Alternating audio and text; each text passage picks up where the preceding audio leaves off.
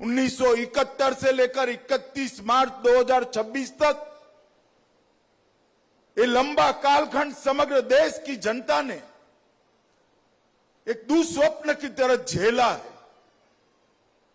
नक्सल प्रभावित क्षेत्र के लिए तो भीषण रक्तपात, विकास का अंधेरा और युवाओं के सामने अंधेरामय भविष्य ये था ही था, परंतु नक्सलवाद नहीं था ऐसा जैसे मेरा प्रदेश गुजरात, वो लोग भी बड़ी चिंता और संवेदनशीलता के साथ इस क्षेत्र की चिंता करते थे।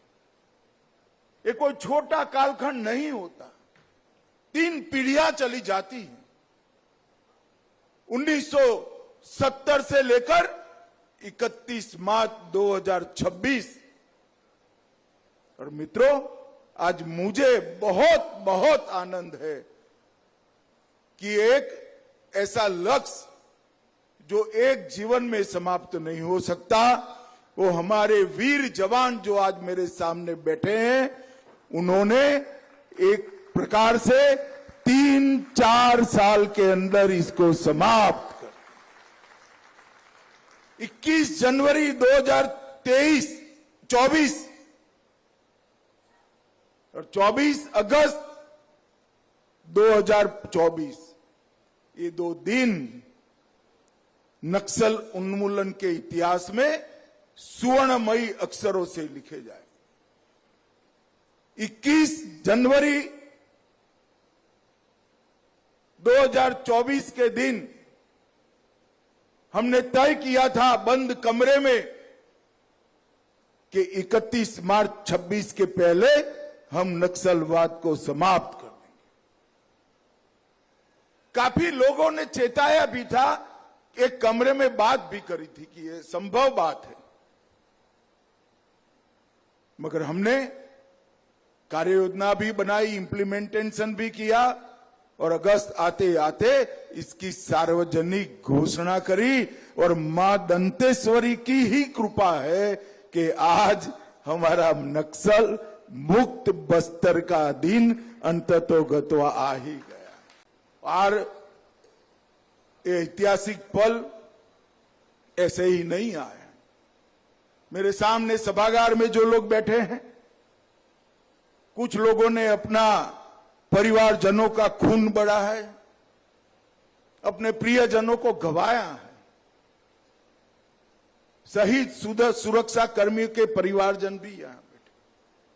यहां कुछ ऐसे लोग भी हैं, निर्दोष आदिवासी परिवार के लोग, जिनके परिवारों को निर्ममता से मार दिया गया। यहां ऐसे भी लोग हैं जो नक्सलियों का साथ छोड़कर डीआरजी के ज्वाइन कर इस अभियान को सबसे सफल बनाने में बड़ा योगदान किसी का है तो मेरे डीआरजी के भाई बहन सिपाहियों का। और मैं जरा भी संकोच के बगैर कहता हूं, सबसे बहादुरी से अगर कोई लड़ा है तो डीआरजी और कोबरा लड़े हैं, ये मेरे कहने में कोई झिझक नहीं। सारे सीएपीएफ, सारे नक्सल पीड़ित राज्य के जवान, इनके प्रतिनिधि, उनके डीजी, एनआईए की टीम, एनटीआरओ की टीम, गृह मंत्रालय के मेरे साथी, आसूचना ब्यूरो के वरिष्ठ अधिकारी, सभी लोग बैठे हैं। और सभी लोगों के सामूहिक प्रयास से ही ये बहुत अच्छा दिन हम सब लोग देख पाए।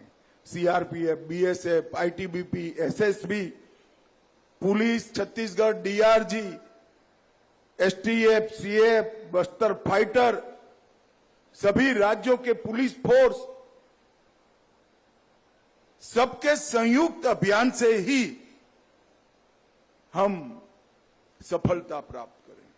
तो गृह विभाग हर चीज की आपकी चिंता करेगा, चाहे रोड बनाने हो, चाहे ग्रामीण विकास के सभी क्षेत्र हो, चाहे बैंक की शाखाएं खोलनी हो, चाहे डाकघर खोलने हो, चाहे गैस के सिलेंडर पहुंचाने हो, चाहे हर घर में नल से जल पहुंचाना हो, हर व्यक्ति को मुफ्त अनाज पहुंचाना हो, चाहे घर में बिजली पहुंचानी हो, हर चीज की चिंता गृह विभाग के तत्वाधान में नरेंद्र मोदी जी के नेतृत्व में भारत सरकार करेगी।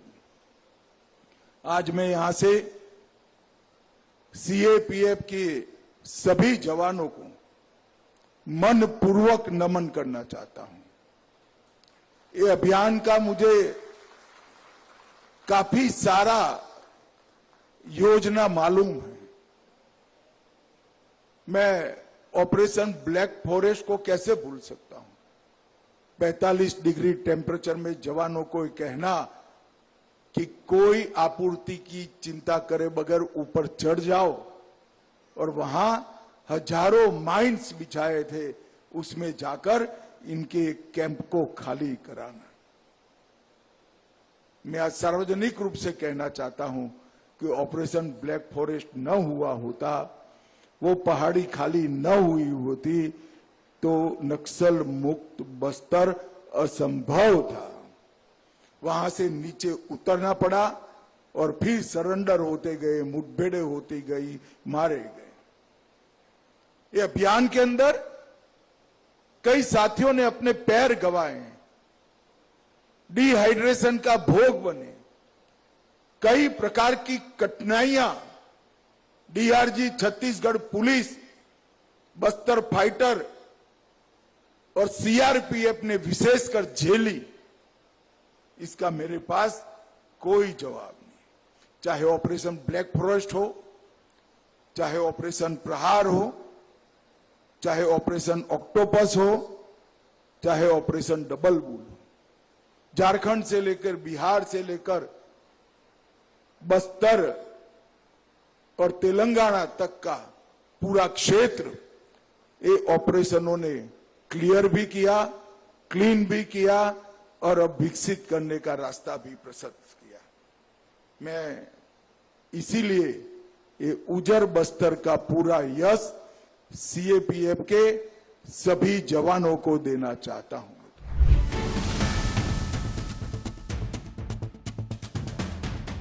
यहीं से आपका 370 योजनाओं का काम ऑनलाइन एक साथ बन जाएगा। राशन कार्ड लेना है वहीं से होगा,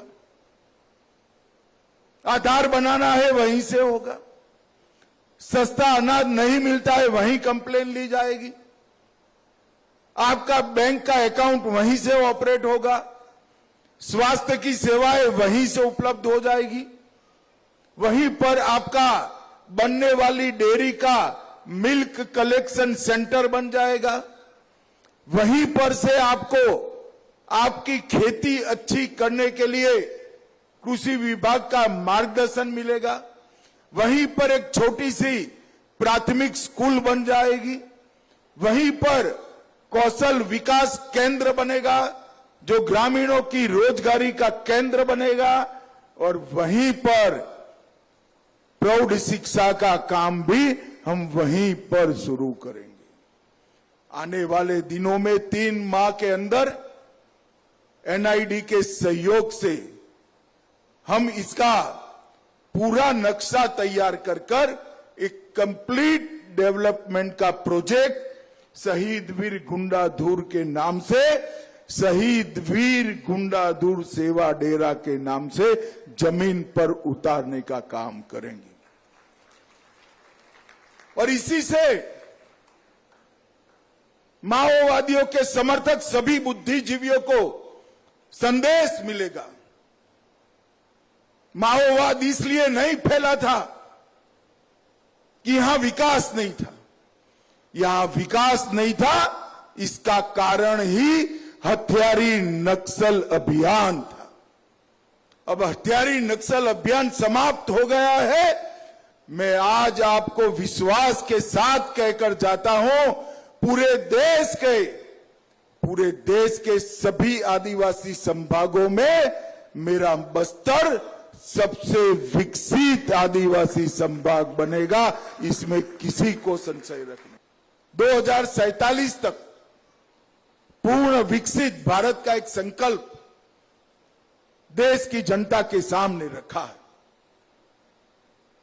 मगर मैं आज स्पष्ट कह देना चाहता हूं, विकसित बस्तर के बगैर विकसित भारत का संकल्प अधूरा है।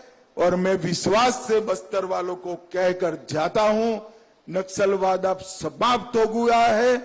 छत्तीसगढ़ सरकार और भारत सरकार की जिम्मेदारी है, आपका नुकसान जो 50 साल में हुआ है उसकी भरपाई हम तेजी के साथ यही 3-4 साल में कर आपको बाकी के देश के समकक्ष लाकर विकसित बस्तर का संकल्प हम पूरा करेंगे।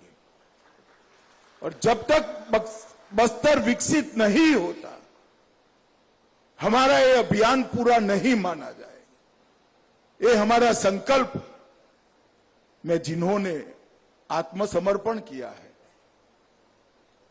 जिन्होंने मुख्य धारा में आने के लिए हथियार डाल दिए हैं, उनके परिजनों को भी विश्वास दिलाना चाहता हूं कि कुछ ही समय में आपके परिजन स्किल के साथ, पढ़ाई लिखाई के साथ आपके परिवार में, आपके बीच में आकर मुख्य धारा का भारत के नागरिक का जीवन जी पाएंगे।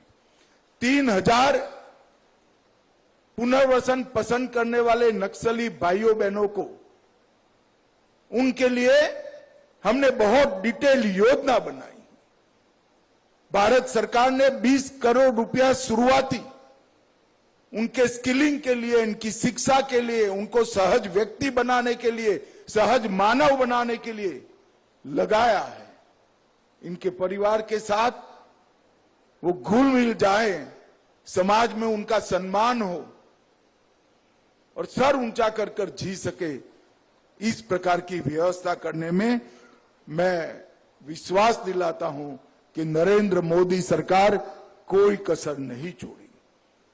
सुबह का भूला अगर शाम को घर आ जाता है तो उसको भूला नहीं कहते, इसका स्वागत करते हैं। और मुझे विश्वास है बस्तर का समाज हमारे वो 3000 भाइयों बहनों को भी बड़े हृदय के साथ कटुता भुलाकर स्वीकार भी करेगा और सम्मान भी देगा।